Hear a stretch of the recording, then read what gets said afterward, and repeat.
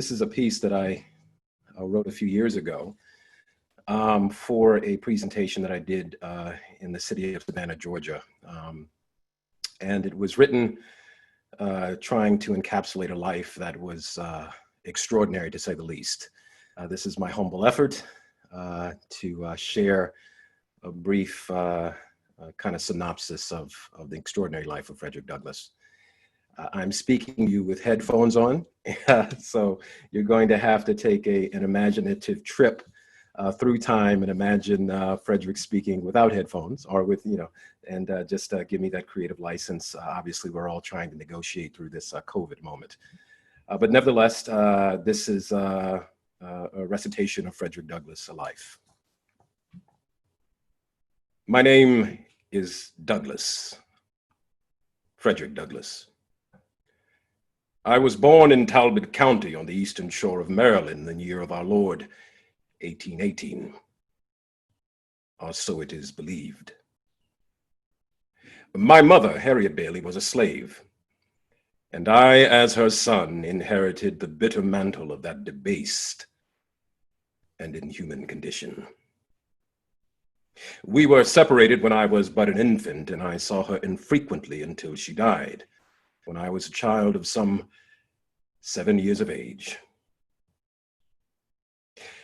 My father I never knew, only that he was a white man. But as to his character, or what position he occupied in society, well, that information remains a mystery to me.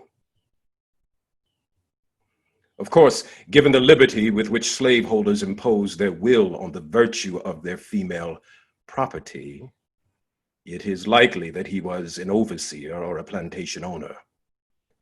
The practice was common during the bitter years of that godless enterprise. My grandmother, Betty Bailey, cared for me as a small child, and I remained with her until the age of 12, when I was sent to Baltimore to serve the household of a Mr. Hugh Auld.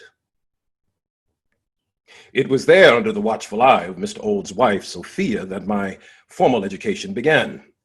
Mrs. Auld taught me the alphabet, which was no small risk on her part, for the law prohibited then, as it does now, the instruction of the Negro in reading and writing.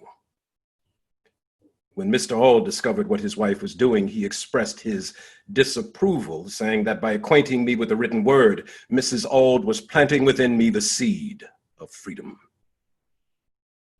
It was the first decidedly anti-slavery lecture I had ever heard, although I don't believe that was the way it was intended. In spite of all the difficulties, I persevered and in due course developed a mastery of language. I devoured books, newspapers, and political materials of every description, like a starving man devours a plate of food. I began to question critically my place in the world, and indeed the place of my people. I came to see that knowledge could become a weapon that I might wield to attack the very foundation of an institution that sought to confine me for perpetuity to a life of chattel slavery. In 1833, I was sent to the farm of Edward Covey, a poor man of modest means who had a growing reputation as a slave breaker.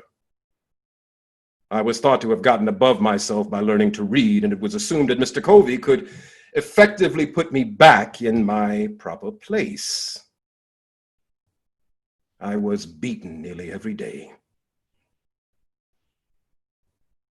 Covey seemed to derive some sadistic pleasure from brutalizing other human beings, but then again, I wasn't human in his eyes.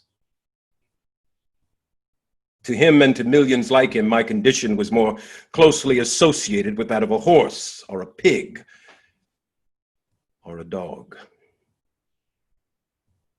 Every hour spent laboring under his scornful gaze was like 1,000 years, and I felt my mind beginning to close in on itself. It seemed that all I had struggled to learn was slipping away from me.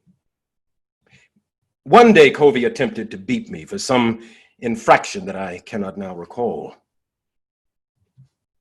The wounds on my back had not yet healed from the previous day's beating, and I was determined that the sting of the lash would not carve fresh grooves into my flesh.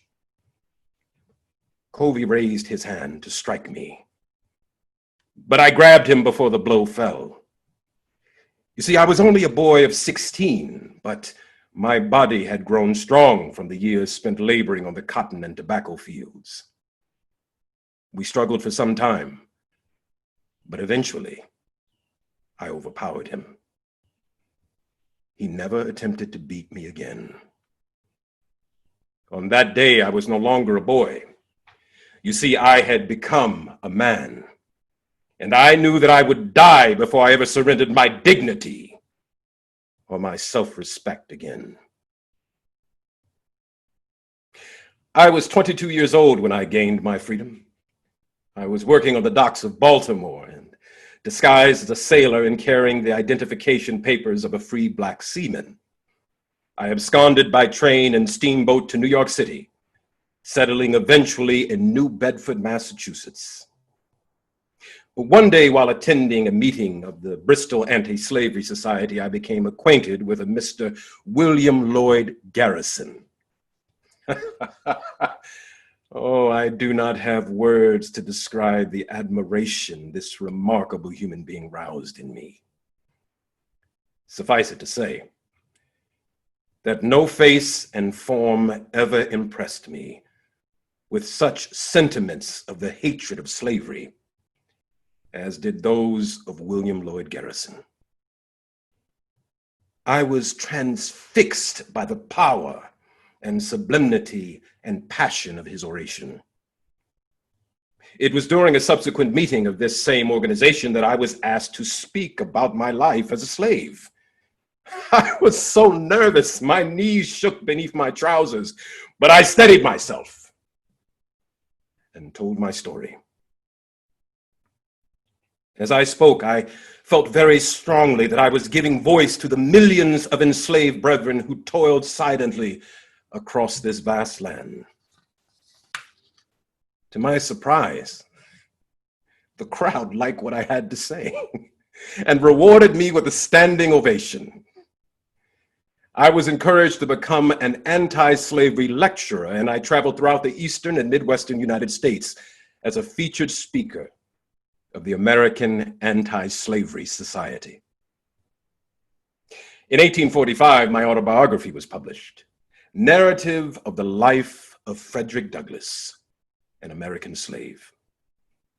Within 3 years of its publication, the book had become a national bestseller, reprinted some 9 times and translated into Dutch and French.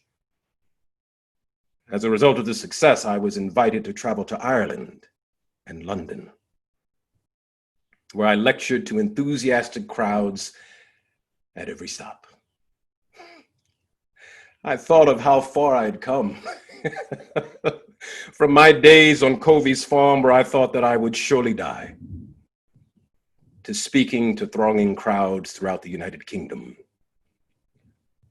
It was a journey of remarkable good fortune and an indomitable will. In 1848, I attended the first Women's Rights Convention in Seneca Falls, New York. During the meeting, a resolution was introduced asking for the right to vote for women. Many present opposed the idea, but my conscience would not allow me to be silent. I stood on the floor of that convention and expressed myself clearly in emphatic and unequivocal language. In this denial of the right to participate in government, not merely the degradation of women and the perpetuation of a great injustice happens, but the maiming and repudiation of 1/2 of the moral and intellectual power of the government of the world. The resolution passed. During my life, I have had the privilege of raising my pen and my voice for the freedom of my people, and indeed all people. I have become the friend and confidant of many influential citizens of this nation. I counseled a president and pressed him to draft the Emancipation Proclamation to finally end an evil institution. I championed the right of enslaved Black men to fight for their freedom. And I have traveled to distant lands to proclaim the cause of liberty. All this I have done for the preservation of a moral principle that holds dear the dignity and worth of every human being. Indeed, it is a principle that I would willingly die for, and one which I have been honored to have lived for. Thank you.